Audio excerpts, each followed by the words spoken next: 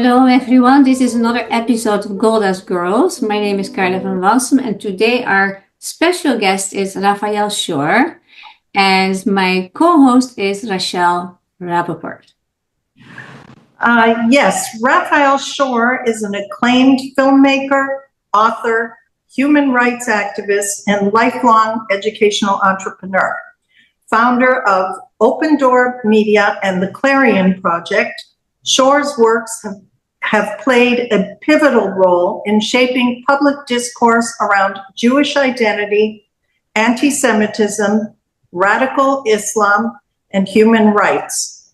He has produced 18 documentaries and 500 educational videos, including the award-winning films Beneath the Helmet, Obsession, and The Third Jihad, which have been viewed over 150 million times to date. Shore's recent works include Who's Afraid of the Big Bad Jew? Finding Clarity and Connection in the Face of Jew Hatred, a seminal book that asks the tough, at times controversial questions about the root of Jew hatred, and the feature film Tragic Awakening, a new look at the oldest hatred. Welcome, Rabbi Shore. It's nice to see you again. It's a pleasure to be here. And you forgot to mention, Rochelle, that we met just last week at the Miami premiere. Right. I was just going to say, I was delighted to meet you after viewing your most recent film, Tragic Awakening, and found it very interesting and thought-provoking. And also, I, on a personal note, was very excited to find out that we had both studied under the same professor at the University of Toronto many years ago. So I thought that was an interesting coincidence. Yes, indeed. It's a pleasure to be on your show. Thank you very much for having me on your podcast. Thank you. We're delighted. So one would have thought that after the horrific October 7th massacre in Israel, the international community would have reacted with compassion and empathy, especially given the depravity of it. Instead, Jews all over the world got a very rude awakening. So I want to ask you your opinion as to where such unbridled hatred comes from and whether or not it can be harnessed into a force for good.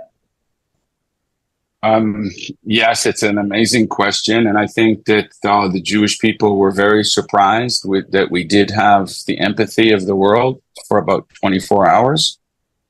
And it reminds me of Dara Horn's book, They Love Dead Jews. So we always seem to get a lot of sympathy when we're dying and being massacred. So post-Holocaust, we got a little sympathy for a few years as well. This time it was a few hours.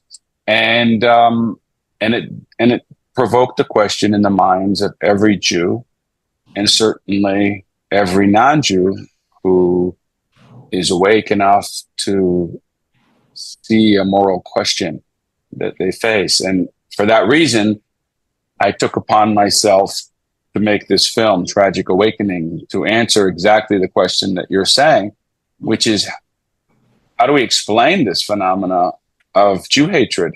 How do we explain it? What is going on? How can it be that a people is massacred and raped in the most violent terror attack globally ever? Even the proportional numbers are much greater than 9/11.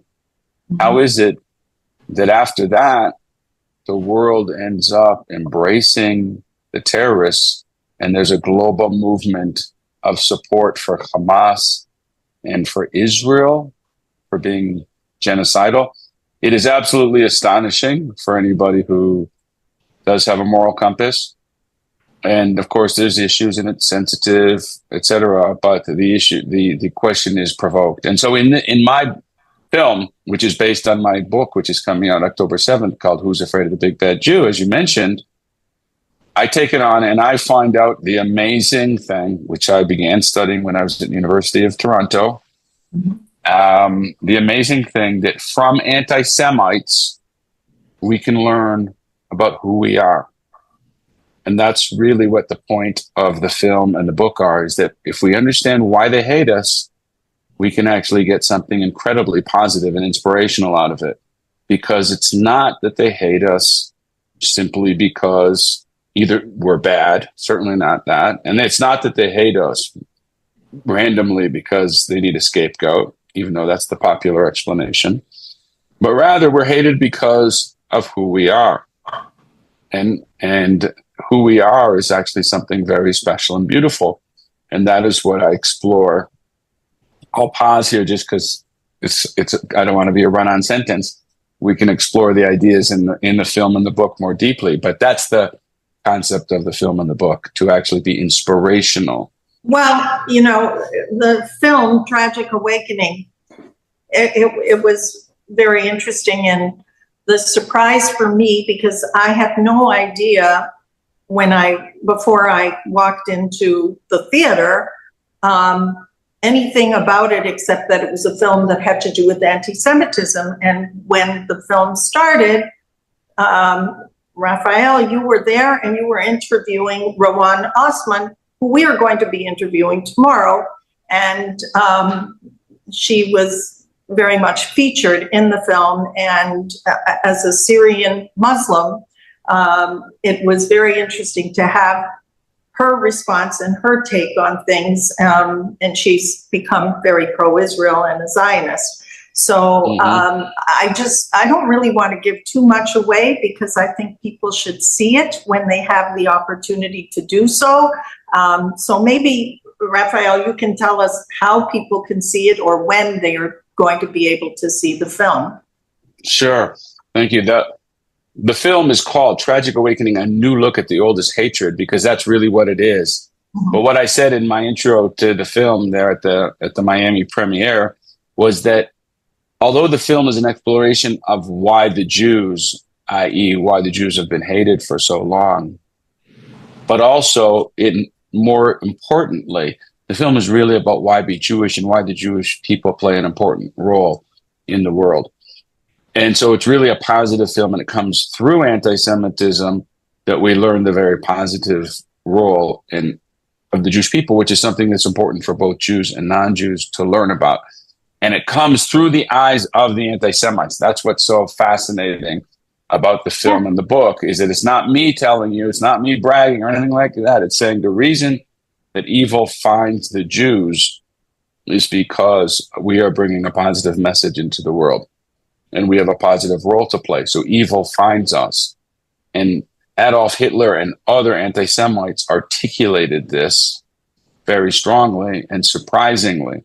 It's surprising because most people do not share it. Most academics have not understood this, but it is clear, and it's in the book and the film. The film will be available probably for the whole month of October for free on our website, tragicawakening.com. Well, that's great to know. Yeah, so we're going to make sure. I was so upset when you said to me, no, it's not going to be here tomorrow, the day after I saw it. So we want to make sure that this film is available. We hope that we're going to get a major broadcast deal, and we're in discussions now with a couple of organizations. But from probably the beginning of October, for a whole month, it'll be available for free at tragicawakening.com in return for giving us your email. And we want to start a bit of a movement here, because we want, and the purpose of the film and the book is to deepen the conversation that the Jewish world is having around anti-Semitism. Because I believe that we have a very superficial understanding of anti-Semitism. We, the Jewish people, have accepted a superficial understanding of anti-Semitism and who we are. And it's been this way for decades. And in the film and the book, I'm challenging the conventional wisdom on these two big issues. And I want the conversation to happen. So people might not agree with everything. The film and the book are a little bit provocative and they're challenging, but I want people to start discussing it. So really what we want to see happen is that people start taking the film and showing it to their friends and family in their home, do a screening and have a discussion. Yeah. Have the school show it and have a discussion around it. I want the conversation to happen. Synagogues? Yes. So we are involved in, and we'll make it available. We're not going to hold this tightly. We're going to make it available widely. And it is so important because it's so easy to slip into the victim situation. Oh, there it is again. And then we sit at home and take over the mezuzot like they do in Europe. And I would like to talk a little bit about your book. And I saw today too that it is already earlier available, I think September 22nd on Kindle. Yeah. On Amazon, it'll be available. The Big Bad Jew. And soon after that, it'll be available for pre-orders. It'll be available within the coming days. It's already, I think, available pre-order on Amazon. Who is afraid of the Big Bad Jew? I don't know. I looked it up because in the meantime, I'm American, but I don't know all the books that you guys have read probably when you were kids. And I thought about Virginia Woolf, and I thought that cannot be it. No, it was Who's Afraid of the Big Bad Wolf? Yeah, I know. In the meantime, I know that, Rachel. So, as antisemitism completely wrong is in their assessment of Jews, or could grains of truth deep within their venom give way to hope and meaning? And that's what you mentioned a little bit already about the book. And it is, we can expect a surprising answer, which is great because it is like such a terrible subject, the antisemitism on itself and the hate, or the simple Jew hate, right? I would like to share a little bit of information about the book just to help you get it more out there. It is written by you. Thank you. And you have already been introduced. And it is learning, that line that really got me, learning to love the lessons of Jew hatred. It is thought-provoking exploration of anti-Semitism. And you mentioned that already. And I personally thought like Holocaust education, being a Dutch Jew, I mean, it's already not possible for 30 years to teach the Holocaust in the high schools in the Netherlands out of fear of the evil of the Muslim students. Yeah, we came to America because I have been in trouble physically, life-threatened for several things I was involved with. And that is in 2004 that we came. Like Ayaan Hirsi Ali had to leave the Netherlands for the same reason. Yeah, fantastic. And if I talked about Hirsi Ali, Ayaan Hirsi Ali, when we came here, for instance, in the Jewish school my kids were going to, people turned away. They didn't want to hear about her because she was perceived right-wing. And I have such a hard time in America to see this or that, because it is like so polarizing. And we need to listen to each other, and we need to and it is great if you have different opinions. I love it because I can learn from somebody with a different opinion and maybe get a different opinion myself. That's what you do, right? That makes life interesting. So about you, sorry. Yeah, go. Sadly, it's getting well, I'm not going to say it. It's political. So go ahead. Ask me your question. Well, I would like actually to say this about the book, what you wrote, that you draw years of research and historical examples. And that book also addresses the question, why are Jews so often the target of intense hatred?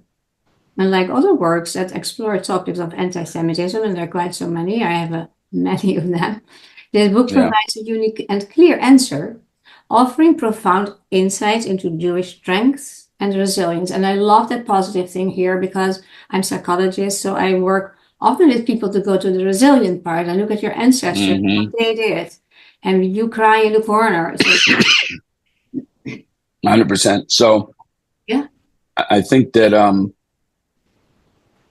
the biggest insight that comes from the first half of the book, when we explore the ideology of the Nazis, is that Adolf Hitler and the Nazi leadership were not so much hating the Jews as they were in fear of the Jews. Yeah. They were afraid. They were afraid of the Jewish people. Yeah. Adolf Hitler looked at it and he said this over and over again, that the real world war is an ideological war between the Jews and the German Nazis. Yeah. And there was a core ideological battle going on where Jewish people had brought humanitarianism into the world, the ideas of love your neighbor, brotherhood of mankind, human rights, equal rights. And those ideas were anathema to Nazi Germany. And Hitler saw that the Jewish people had succeeded in bringing those ideas to the world, and the world had bought into them with the help of Christianity and with the help to some degree of communism. So Hitler was going to destroy all three. So it was a fear of the Jewish victory ideologically that drove Hitler to do the Holocaust, because he saw that every Jew had this ideological orientation inside their soul. He called it race, but he called it a spiritual understanding that the Jews had. And so that's an amazing insight, because what it tells us, I'm giving you the short version of the film and the book, what it tells us is that according to Adolf Hitler and many other anti-Semites around him and before him, the Jewish people are a spiritual superpower to be feared because of the ideas that we're bringing into the world. And if you have a moral orientation to the world, then you would say, thank you, Jewish people, for causing this moral revolution in human thinking that has caused the world to have a liberal, open mindset. And the anti-Semite says no thank you to the Jewish people for bringing those ideas into the world and tries to stop them from coming into the world. So if you understand anti-Semitism in this way, which is what some deep thinking anti-Semites did, then you can come away and say, the anti-Semitism is their problem. Yeah. And as a Jew, Jews today have a real problem with moral self-confidence. We've lost our inner armor to protect ourselves. So when you're a college student and you're hearing all this anti-Israel rhetoric, it's very easy to think maybe there's something wrong with Israel because everybody seems to be hating on Israel. But if you understand that it's the modern morphed version of anti-Semitism, not to say that we can't be critical of Israel, but if you understand it to be the modern, new, morphed version of anti-Semitism, then you realize it's their problem, and it's the same problem that we've been facing for thousands of years. Then you say, let me continue my mission. This is my mission. It's a positive mission, and people have problems with our mission. But I don't lose any strength. I don't lose any sleep. So I want to help young Jews and all Jews regain moral self-confidence by understanding the nature of anti-Semitism and the nature of our mission. And also get some more knowledge about what Judaism is. And what I see as an additional issue is that people want to be liked and loved, everybody. And if you continuously are focused, are confronted with that you are not liked, and that the hate is incredible how it comes to you. And in addition to what you said, I found it very interesting about the fear concept, right? In some ways, people say, some theories say behind hate is fear. Like, it's always something is the fear. Yes and no. But I remember that when I was 21, one of my friends in the conservatory was my first profession. She said one day to me, you have none of the negative Jewish traits, and you're the first Jew that I meet in my life. And I was first like, I had just like, what does this mean? And I said, what are those traits? And she mentioned a lot of things that we know from the caricatures, right? And that we know from the hate, but she had never met a Jew. And we speak in the Netherlands. This was in the 70s, 80s. That means after the Holocaust, of course. That's what the residue is in grandchildren of people that lived through the war. Mm-hmm. And you see that the inherited prejudice and the inherited is for generations. I have, because I don't look so Jewish, you hear more. I have heard many things that I was like, wow, where is that coming from? You know? Right. Well, you'll have to make sure to ask Rowan about her story, because she has a similar story.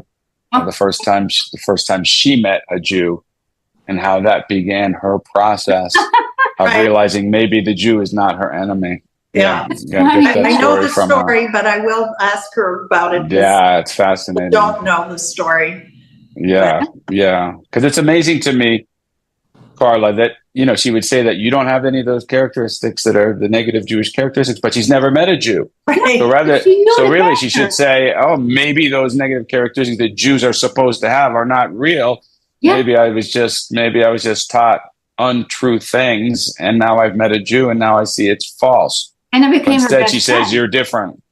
I was her best friend. I was even her maid of honor at her wedding. And this is interesting how your response is here, because I have spoken about it. I speak here and there for Jewish groups as well. And I've spoken about it and mentioned it. And the general response of the Jewish public was, well, did you cut her off? Did you stop the friendship? I said, no, because it's such an honest question. And that intrigues me. Where is that coming from? Where is, so I have many more of those stories. So you see how the prejudice is inherited, that you learn it in your family, and you can give Holocaust education. That's not really the Jews, or we have feelings of guilt. That's what I see in Europe too. People are tired of feeling guilty, even if they didn't do anything, but still it's a collective guilt. It's like, stop talking about it. I don't want to hear about it anymore. It's always about the Jews, always about the Holocaust. Enough already. Well, I want to address that point for a minute too, because I believe, and I think I started my introduction, Rochelle, on this note when I was in Miami too. I happen to believe that the Jewish people are over-obsessed with the Holocaust and over-obsessed with anti-Semitism. And I pointed out the irony that I've made 6 or more films about anti-Semitism. So there's an irony there. But I think the Jewish people spend too much time on the negative story. Yeah. The negative story being why they hate us, etc. My point is that the Jewish people have lost touch overall, and I probably exclude the religious to a large degree. They still understand the plot line better. But outside of the Orthodox world, I think to a large degree, the positive story, what is great about Judaism, what is great about being part of the Jewish people, has been lost and has not been taught. Now, I went to Hebrew school. I didn't grow up religious. So I went to Hebrew school in London, Ontario. It was a conservative Hebrew school. It was a terrible education. And there was an over focus on the Holocaust, etc. And if you want to inspire the next generation by telling them about the Holocaust and how much we've been hated, good luck. Yeah. And that's what we've been doing. Yeah. And instead we've lost sight of the most incredible story of the Jewish people, and it's all built in. You see here, and it relates to post October 7th, because here the Jewish people have been fighting evil terrorists who want to destroy us, whose mandate is genocide. They're being supported by much of the world, and we're fighting them. We're destroying evil in the world, and at the same time, the same evil that wants to destroy America, the radical Islamic movement. So we're doing something good. Are we getting any thanks? No, we're getting hated for it. And we are doing it in a more moral way, in the most difficult circumstances than any other army has fought ever in history. And we're being hated for it. And so it's really easy to lose sight and cave in internally as a Jew. But if we understand the issues properly, you can come away and say, no, we're actually a good people. And we're actually an amazing people with an amazing heritage. And that is my purpose in flipping anti-Semitism on its head, jujitsuing Jew hatred. Yeah. And telling the positive story from it. Because I think, as I said, we are overly focused on the negative story, and we need to spend much more time on our positive story, of which there's an infinite amount of material. Yeah. You know what? I love that. Yeah.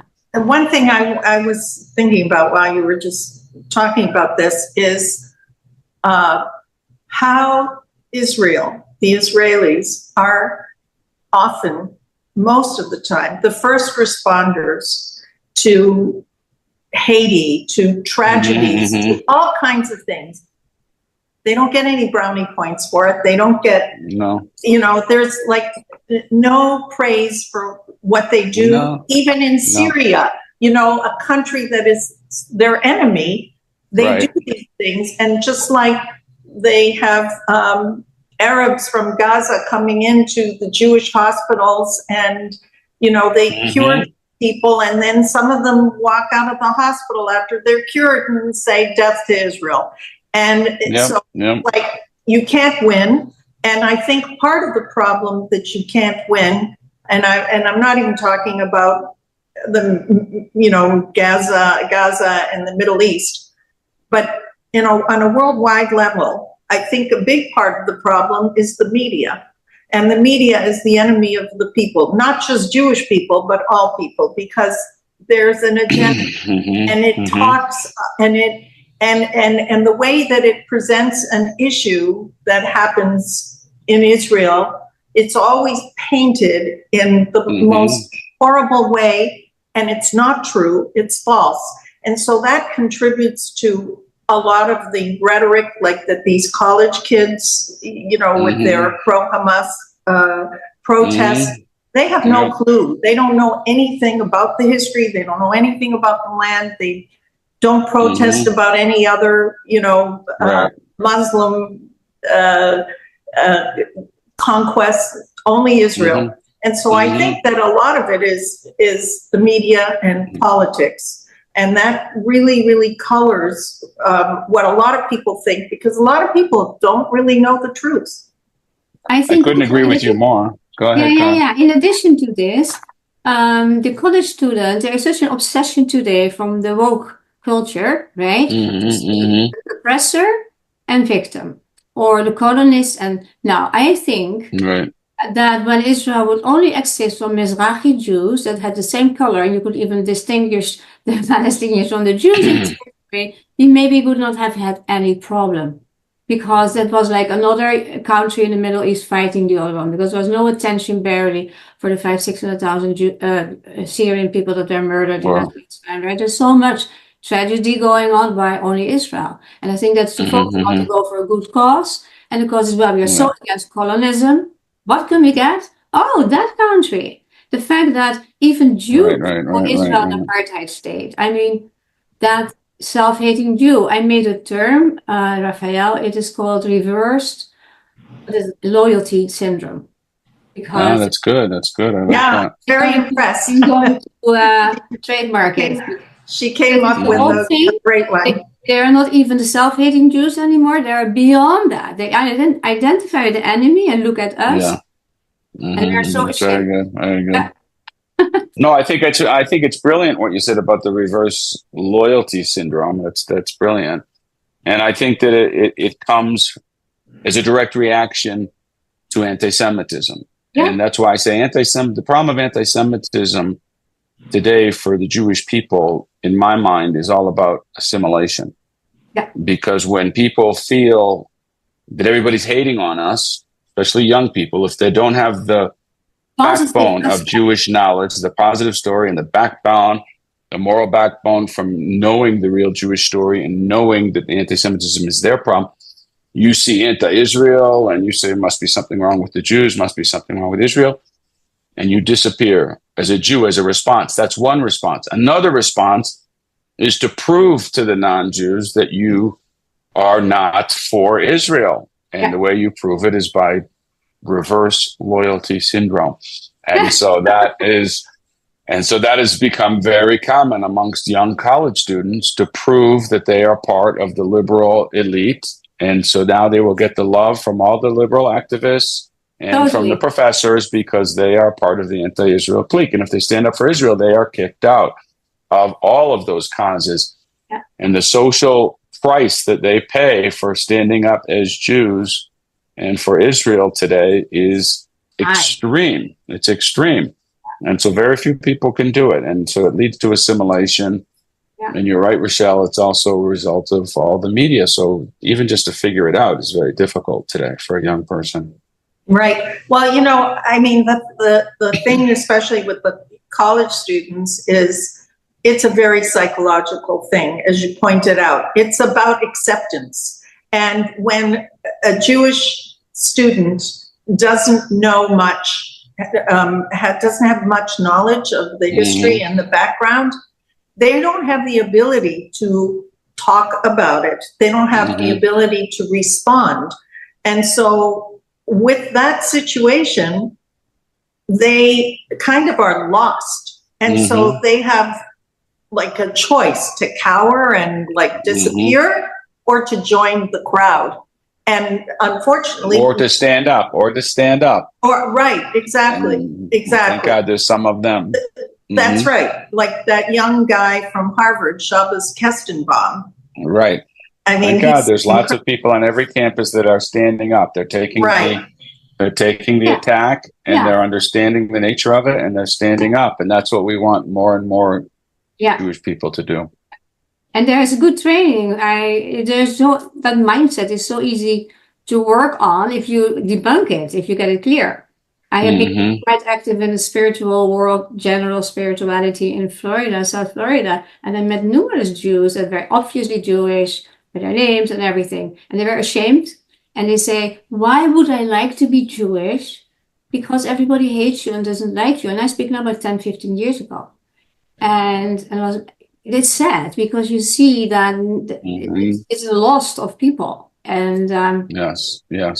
So I think this is our great challenge, is to be able to explain anti-Semitism in a positive way, and understand the real nature of it. And the problem is the Jewish world has accepted the explanation of anti-Semitism as scapegoat. Which makes it, is Janice Prager and Joseph Telushkin in their book, Why the Jews, they call it the de-Judaization of anti-Semitism. Because basically scapegoat theory says that a society was having problems, internal problems, they needed to blame their problems on the Jews, which essentially means the Jews were just at the wrong place, at the wrong time, and by coincidence, and therefore they were blamed for the problems. And therefore it has nothing to do with the Jews. And we, the Jewish people, have accepted, this is conventional wisdom, we've accepted that explanation, and therefore it de-Judaizes anti-Semitism. And as a result, it's all random, it's all irrational, all inexplicable. And what I do in my book is I say, no, wrong. It actually has a very deep explanation. And like you said, Carla, we have to go a little deeper. We have to go into the moral and spiritual and even metaphysical explanation, because this is deep stuff. And we have to go there. And if we do go there, not only do we find out that it's not the scapegoat theory, but we find out something very special about who we are. Yeah, I love that. I can't wait to read your book. Good, thank you. I truly believe it. And that's how I raise my kids. And they have a very strong Jewish identity and a very strong identity towards Israel. Great, wonderful. And, thank God. And regardless that the Holocaust played is a big story in my family, but but you need to address it because it's a huge grief. It has much more impact on us. So it's good that we address it, and you can go for therapy for that. You can get help, but it's so good to create your mindset with the positive part. That is what we talk about. Yeah. No, I was thinking that about the ways that Jews respond to anti-Semitism.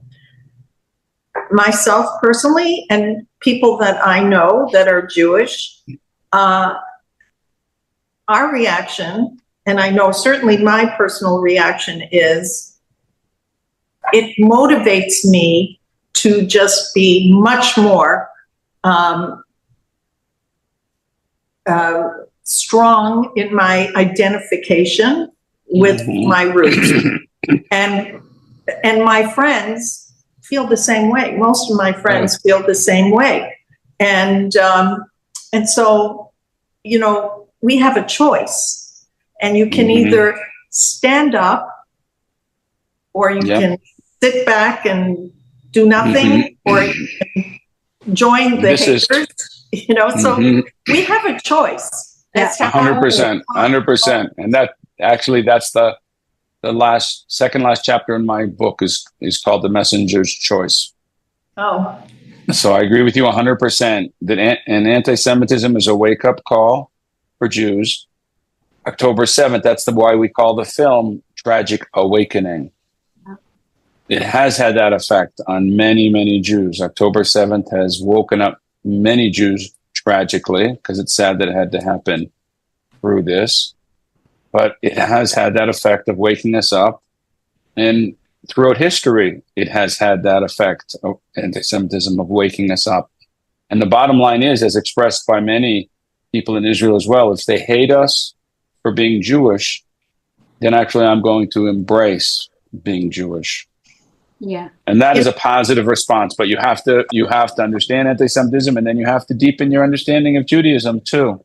And I'm hoping that will be the response, a deeper response from the Jewish people. I find this so inspirational. Thank you for saying it that way, really, because like how I phrased it after October 7, October 8. So that was the first trauma, and then October 8, like all those people. And I was for a while so angry, I could barely work. I was like just mad at what happened and the lack of compassion and empathy. And I was raised typically as a European Jew, like the world needs to become a better place and we need to work on that. Well, see the work I do. First, I was a musician because that made people temporarily happier, classical music, great. And I became a psychologist because I couldn't talk the whole day because I played flute. So I couldn't do my thing. So I did that. And I felt like it's all to nothing. I have no inspiration anymore. I don't want to work with people. I didn't want to do my workshops. I was afraid that people would come and they would say something about Israel and I would explode, you know. It's a whole process to deal with it. And I'm really grateful for your positive notes about this. And very welcome. Yeah. Very welcome. And thank you very much. I appreciate it.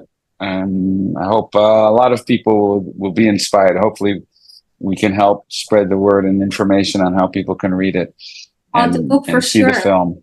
Yeah, thank you. Thank you. Absolutely. And that's what I say always, we help each other, you know, whatever. Yes. I'm grateful for you appearing on this show, even though we don't have 15 million followers yet. Not yet. Not yet. One Maybe step at a this time. time for something negative and then something positive again. Because we address every week, we try to post our videos weekly, the anti-Semit of the week. And I would actually love to give Michelle the first choice today. Which one is your victim?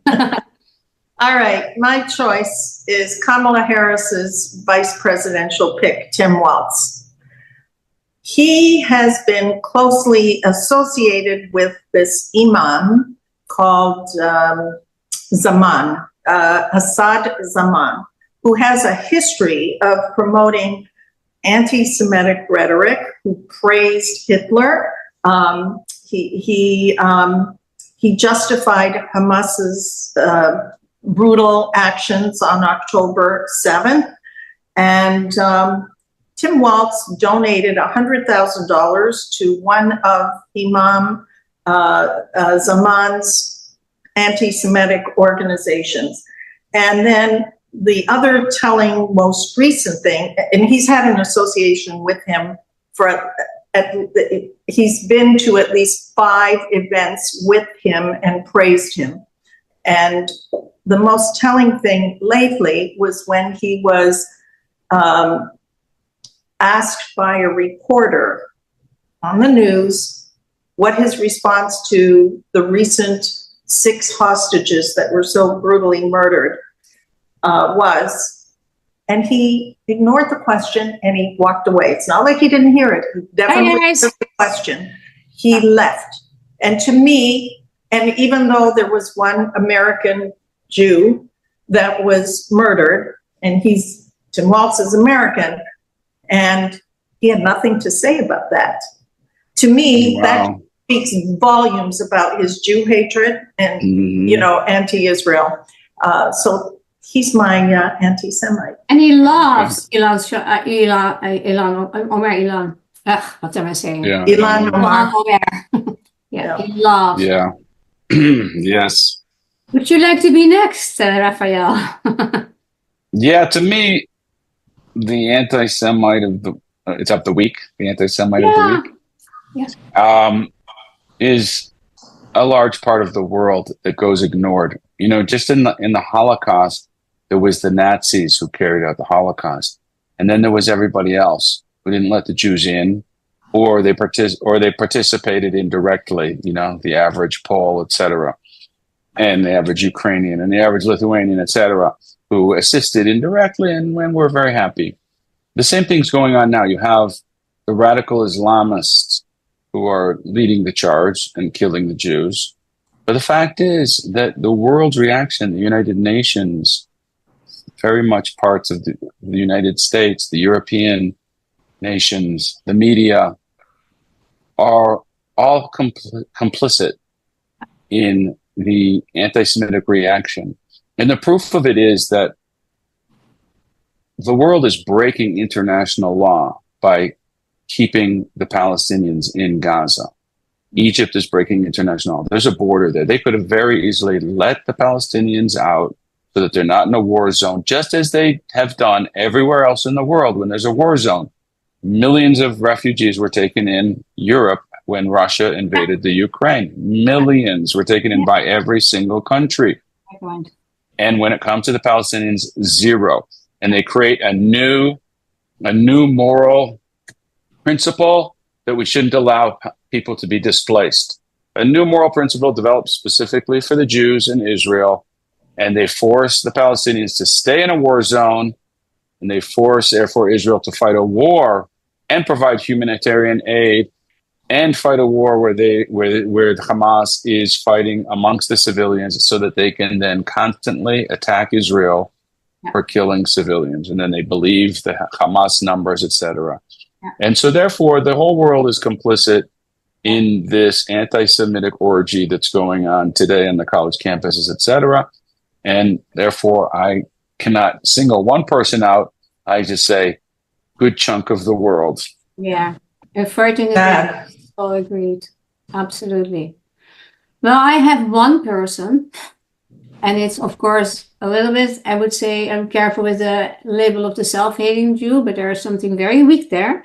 And that's Mark Zuckerberg, who is okay with Meta having from the river to the sea, Palestine will be free. And he says it's not a genocidal remark, so you can have it. And I'm like, holy S, where were you when the translation came on the table? How can you talk like that? And I see that as cowardice and as fear and as boy. And I work with Meta, and I'm like, I don't like to work with it anymore. There's another problem, right? Yeah. Yep. Good one. So that's what we do too with our own people. Yes, indeed. There are too many of them. All right, well, I picked a little group of heroes because they are Muslim or Arab, and they're pro-Israel, they're Zionists. So Qasim Hafiz, who we actually interviewed a couple of months ago, great guy. Mossab Hassan Youssef, Sadaf Hamas, another terrific guy, and Brigitte Gabriel, and Noni Darwish. And there's many others, but I am very, very happy to have them on board. And I think they do a great job, and we need all the help we can get.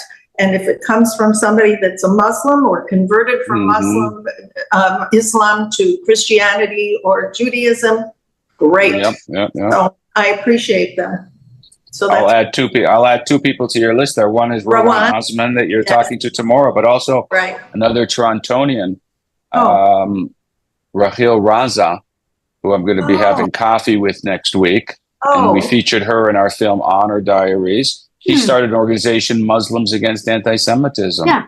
Wow. And she's a wonderful, wonderful person. And so I agree with you. They are a brave and honest, small group of people.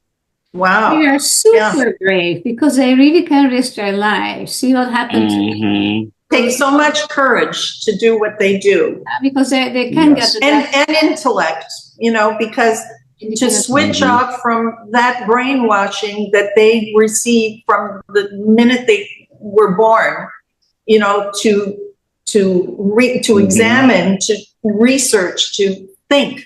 I mean, these are intelligent people because it's a very profoundly ingrained, thing that they're fighting against. And so it's just incredible.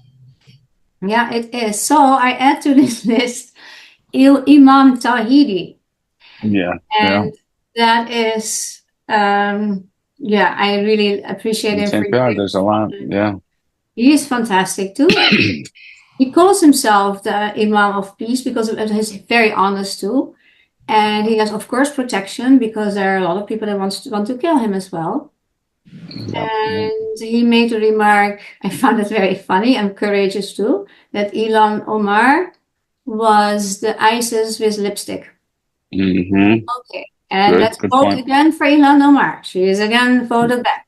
My hero is Bibi Netanyahu, the Prime Minister of Israel, and he's my hero despite the fact that I want him to resign as soon as this war is over, because I think he's responsible as the Prime Minister for October 7th, and I think he made a lot of mistakes beforehand.